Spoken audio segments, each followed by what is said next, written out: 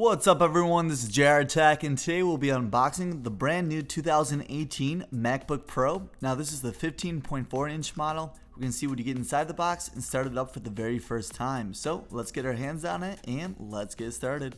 This is the baseline model of the 15 inch MacBook Pro, which comes with a 2.2 GHz Core i7, 16 GB of RAM, and 256 GB of solid state drive. Stay tuned and make sure you subscribe if you're not already, because we will also be having a brand new room tour. As you can see in the background, I got a brand new desk and a brand new monitor, so make sure you don't miss out on that. As I shimmy off the box, we are greeted with the MacBook Pro for the very first time.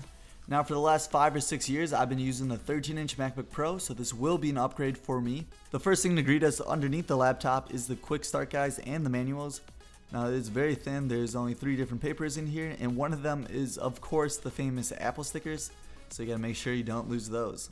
Besides that, there's really else nothing in the box besides the USB-C charger and the power brick, which I have to say is pretty big and is even bigger than my last generation MacBook Pro charger.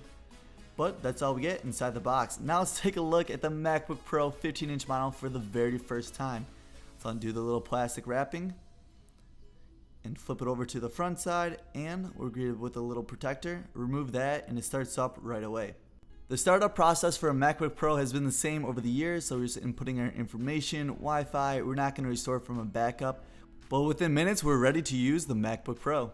My first impression is everything seems very sharp and clear, especially the display. It seems very vibrant with the different colors and also looks crystal clear. If you guys would like to see a full MacBook Pro review after a month or so of testing, let me know down in the comments. We could also do speed tests. Like I said, I will also have a room tour in the future, so look out for that. And this is Jrtech signing off. Peace.